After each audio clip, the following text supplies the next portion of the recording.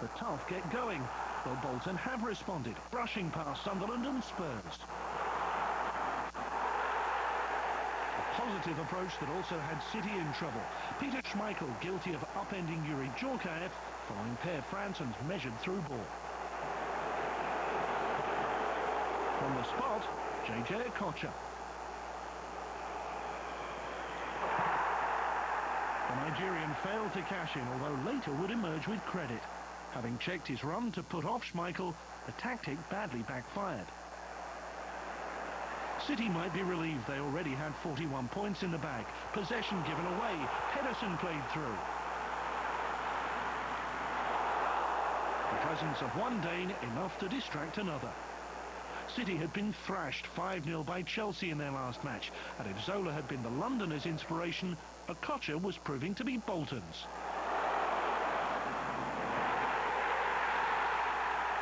Pedersen steered home his 4th goal in 6 games, but had Okocha to thank for some dazzling dribbling. 1-0 after 32 minutes. It was Big Sam's 150th league game in charge of Bolton, and his team is coming good at just the right time.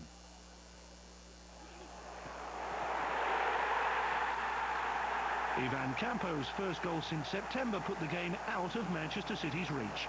For Bolton it means 4 wins, 2 draws and just 1 defeat since January. 2 more victories from their last 6 should now be enough to survive. We're well in contention of making ourselves safe now if we carry on. We've got a very, very tough game against Chelsea next week now, but we've taken lots of pressure off ourselves. So I would go and always want to go for that 40 points first, and then anything after that would be fantastic, but let's try and get it as quick as we can, if we can. Birmingham have recently been showing the sort of confidence that they can avoid the drop back down to Division 1. After 3 wins in 4, they began the day 3 places and 5 points above West Ham. Jeff Horsfield produced a great twist, but couldn't turn it into a goal. Spurs' hopes of a UEFA Cup place have been fading fast. 3 successes left them 10th. But here's a question for you. With Vassen out for the season and Bennett injured in training on Friday, Birmingham included cover goalkeeper Andy Marriott. But what happened next?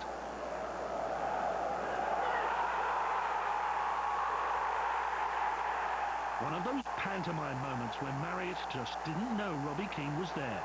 Less than 7 minutes into his Premiership debut, an error to haunt the man whose career began up the road with Arsenal. Stephen Clements was one of 2 former Spurs players in the City side. And his corner for Christophe Dugarry brought out the very best from Casey Keller. For Steve Bruce, no Robbie Savage and no Clinton Morrison. Horsfield was Morrison's replacement. And even when they did beat Keller, Tarico was able to clear on the line. Keller was injured, but there was no whistle. Birmingham threw it back into the mix. Spurs with 7 players defending. Not the cleanest clearance, but enough to give Keller some breathing space. Birmingham must face West Ham on the final day of the season. It could be a relegation decider. Gus Poyet's challenge meant at least one of Birmingham's players was going down. Climbing on Dugarry was punished with a penalty, but unlike Sami Hyypiä, no red card. Devlin had the chance to haul Blues level. A crucial goal from Devlin, his first of the year, and it was 1-1 with 15 minutes to go. Back in November, the game at St Andrews finished with the same scoreline, but this one had a twist in the tail.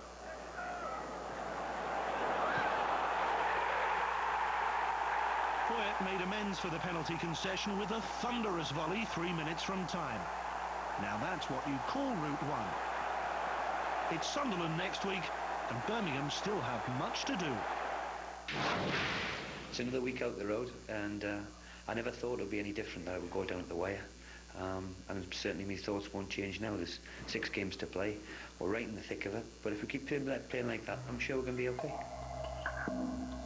There was a 15-minute delay to kick off at the Valley due to the interest surrounding this game. Charlton pushing for a European place, Leeds uncomfortably near relegation. But now under the guidance of new chairman Professor John Mackenzie, appointed to balance the books and maintain Premiership status. Scott Parker returned after missing 2 games. He scored the last-minute Charlton winner at Elland Road this season. At the back, Luke Young came in for John Fortune, who had a neck injury, and Graham Stewart, who just returned from a cruciate knee operation, was missing again, this time with a calf strain. 5 changes for Leeds from the team defeated at Anfield. Dewberry, Hart, Kelly, Matteo and Kewell all returning as Leeds reverted to 4-4-2. Peter Reid going with the tried and trusted, aiming to prevent a 5th straight defeat for Leeds. Commentary from Rob Palmer.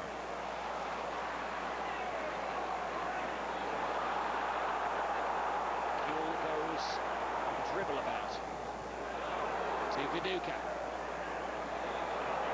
Now to Smith, squares it in and put in by Kewell. They'll take any goal that's given to them at the moment. Viduka used his weight. Smith, the architect, the finisher, Harry Kewell. It is a goal showing a little bit of confidence is returning to the Leeds United team.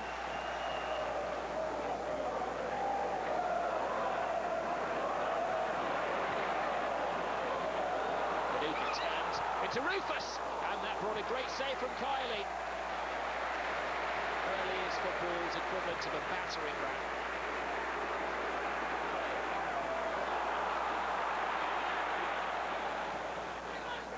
Viduka holds it up so well, it's a long way round the big man to try and even get a glimpse of the ball.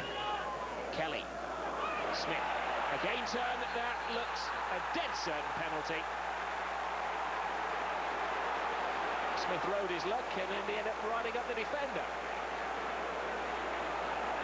Smith held the ball arm's length and he was tripped up almost from the school playground by Richard Rufus. It will be an awfully good time for Ian Hart to break his duck for the season.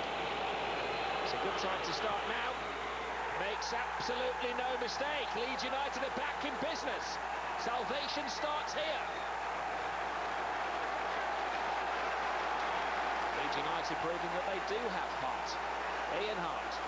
He's made it Leeds 2, Charlton 0.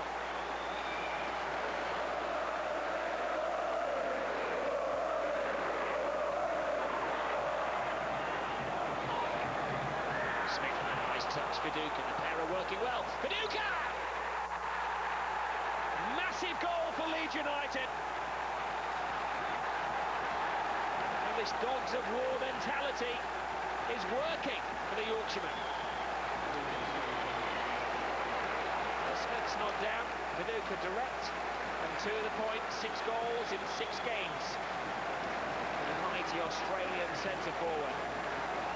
Can't quite believe it. Mervyn Day, a former Leeds United goalkeeper, looks absolutely shell-shocked. Alan Kirbish's assistant. How do they get themselves out of this one?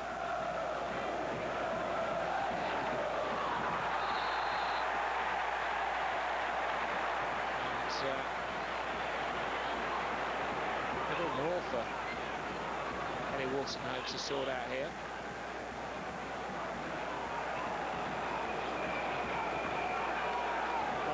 Parker went in and he was caught around the midriff by Lucas Radaby.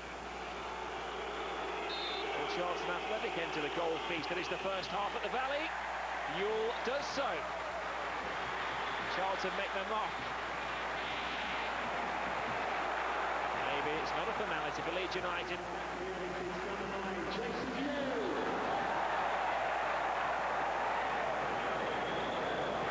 Now Viduka. Loses Rufus. Will try to spin it round the defender. Oh, Rufus nervously gives it away to Viduka again. And good cover defending from Paul Konchesky. He's really put the flyers on Richard Rufus. Parker. To Ewell. Oh, great ball! Oh, sensational save from Robinson. That was football from the absolute top draw.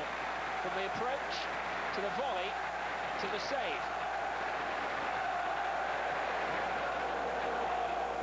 Smith almost catches it on his chest. works his magic. Gives it to Manuka! Party time for Leeds United. It could be an end-of-season survival party. This is an almighty result for them. Credit to Smith. Took on 4 defenders, drew them, put it into the path of Manuka. Still work to be done. But a scintillating goal with the outside of the boot from Mark Manuka, his second of the game.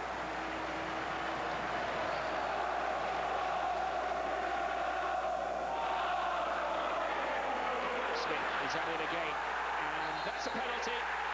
That is a penalty. Nuisance value 10 out of 10 for Alan Smith. Well, it's just a pain in the rear for Charlton.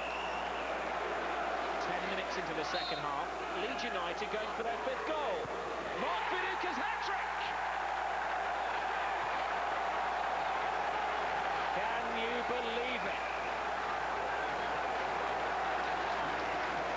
Peter Reid would have settled for an edgy 1-goal win. They've hit 5 and maybe the scoring's not over yet. Robinson makes it long. A bit of zip has gone out of the game. The game of formality, but Leeds hoping to turn 5 goals into 6. It's cured. It is 6 for Leeds United. They can see a rainbow. Clumsy defending from El Khalej, the substitute. Kuhl picked up on it, used Manuka as a decoy, and superbly squeezed it in at the near post. The Charlton fans voting with their feet. York slipped onto them in flash was Kelly. To Mark Manuka, the hat-trick hero. Milner to his right. Step over, loses the defender, going for his 4th. Gives it to Wilcox, who takes his time and gives it to Manuka. He almost scored a 4th goal. They reserves, I suppose, for 4-goal performances for the big games like Liverpool. He'll stick by the hat-trick as Charlton were royally ripped apart.